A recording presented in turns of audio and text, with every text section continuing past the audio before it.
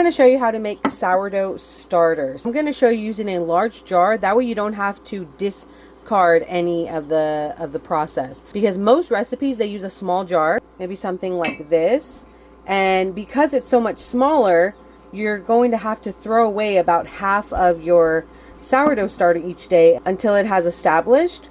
So in order to make less steps, because the process is already a little bit confusing, we're just going to use a big jar and never discard anything. So what you need is you need a jar. I would suggest just getting this half-gallon jar. Some whole wheat flour. Now you can use it with all-purpose flour. It's just going to be a little bit harder. The whole wheat, there's more sugar in it, and that's one of the things that you need to make the sourdough starter. The yeast feeds off of the sugar. So if you used all-purpose flour, you'll just have to add some sugar to it to make it easier.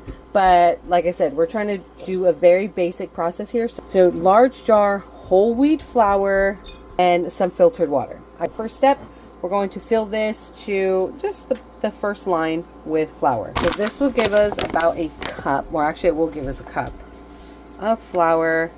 And another thing is you do not have to be exact. Like some recipes will be like, oh, get a weigher, get a scale. You don't need that. You don't need it. Okay, this is, I'm gonna have to do it one hand. You guys are just gonna have to deal with have to put up with the mess that I'm making here.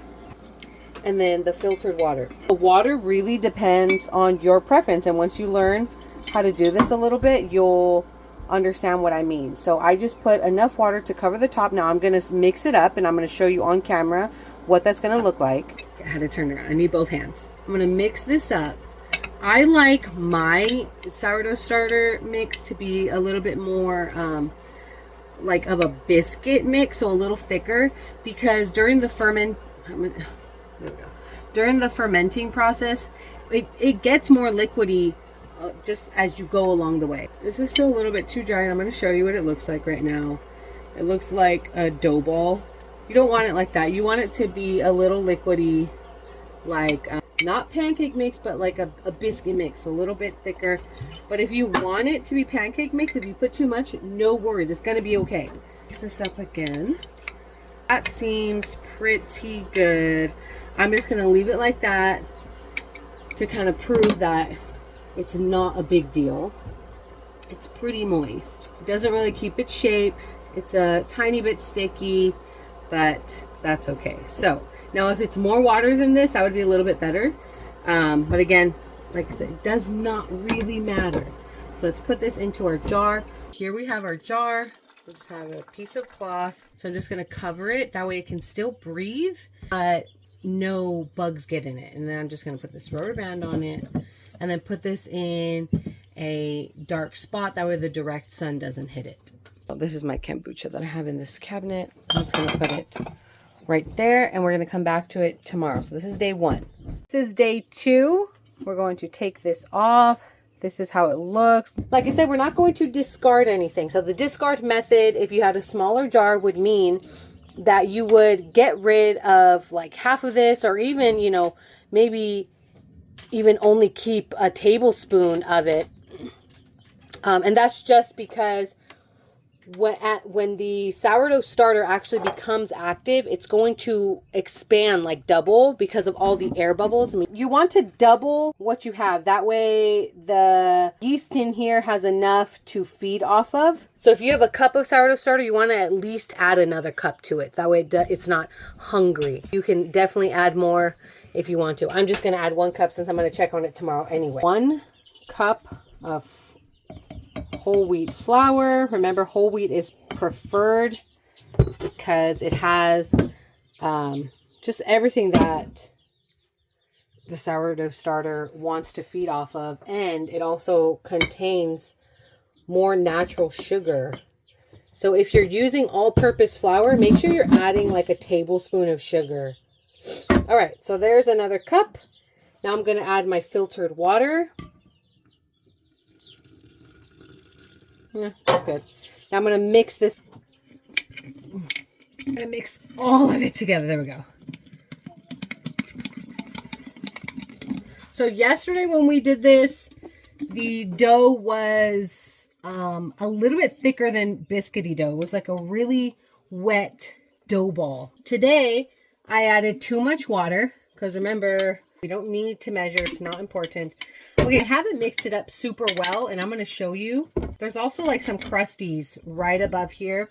That's okay. See here, that piece right there is still yesterday's sourdough starter. So that's the mix that we mixed yesterday. And it's hard, actually. It's a little bit crusty. It's okay. As long as there's no like black mold forming, keep on going with the process, okay? I'm going to cover this back up with just my tea towel here. Any type of cloth will work, even if all you have is an old shirt. And then I'm going to put this rubber band over top just to keep that snug. That way no little tiny bugs can't like fly underneath it. I'm going to put this in my cool dry spot over here, right there, and check on it tomorrow. And I will see you tomorrow for day 3. Here is day 3, 4, and 5 because I accidentally skipped day 3 and 4. This is how it looks right now. It's fine. Let's just mix it in and continue the process. As always, we're going to add another cup of flour.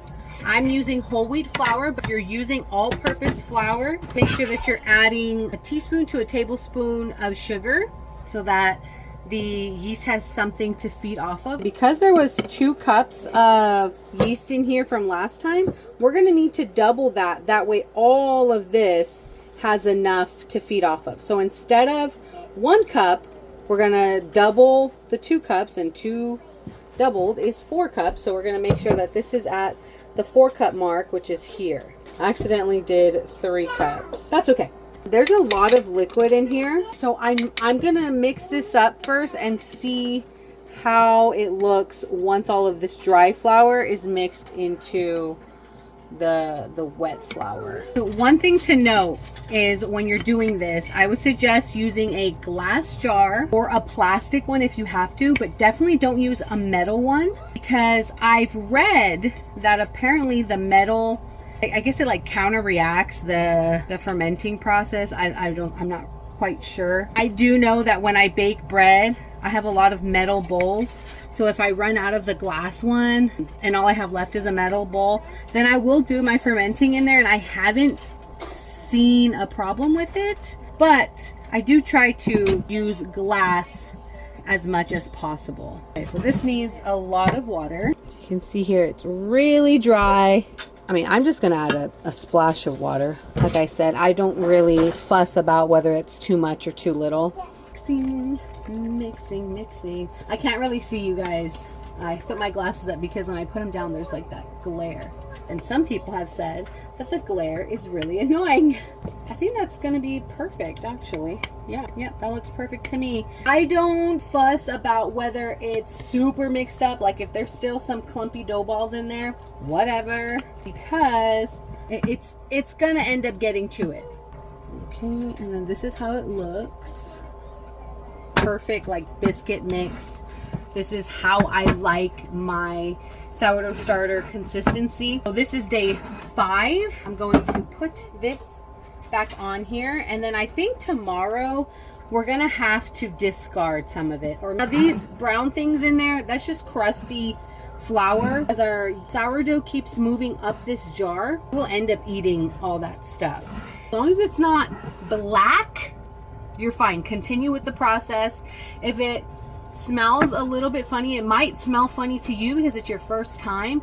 I would still suggest continuing with the process. Once we get to day 10, then we can figure out whether your sourdough starter is viable or not. It's been 105 for the past 3 days here. If you live in a cooler climate, your sourdough starter is going to take longer to establish. If you live in a hotter climate, yours should develop pretty quickly. Okay, so here's day 5, and I will see you tomorrow on day 6. Okay, day 6 and 7, because I didn't do anything with this yesterday, and this is established. I'd say that we are good to go. I don't even have to do anything with it today, I don't feel, because it looks like it's still kind of bubbling up. Now remember the crusties that were right along here, it did end up eating that, and now the crusties are up here because it did expand quite a bit. It looked like it expanded at least to there, and now it's falling. We look inside here, that, oh, you see that bubble that just popped? Oh, you see that bubble that just popped? That means that this thing is active. That one right there is about to pop. But anyway, so this is established. This is ready to go. I can now cook with this. You should be able to see little holes, which means that your starter is breathing, it's active. If you don't see that, just continue with the process. So today we would have, let's see, today I have 5 cups because that one day that I accidentally added 3. So I think most of you would be at 4 cups. So if it's 4 cups of starter, then you need to double it so that all of this has enough to feed. Since I have 5 cups, I would need to feed it another 5 cups. My jar isn't big enough. So what I would do with this is I would scoop out some of it to cook with, and then we'll do that in the next video. This looks great.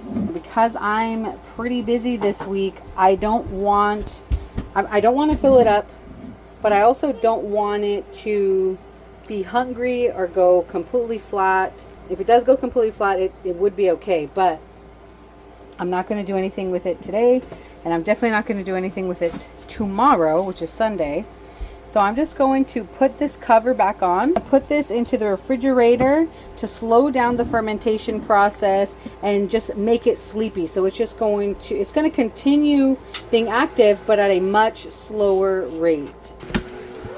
All right, I'm going to put this in the fridge to slow down the fermentation process, and I will, today's Saturday, I'm going to come back to this on Monday and use it for some sourdough pancakes, maybe some waffles. We'll see. But also, if you're continuing the process and it's already day 10 and you don't see any improvement or any establishment in your sourdough starter, the very first time that I made a sourdough starter, it took me 14 days to see a little bit of bubbles. So don't give up, just continue with the process. Okay, I'll see you on day 10.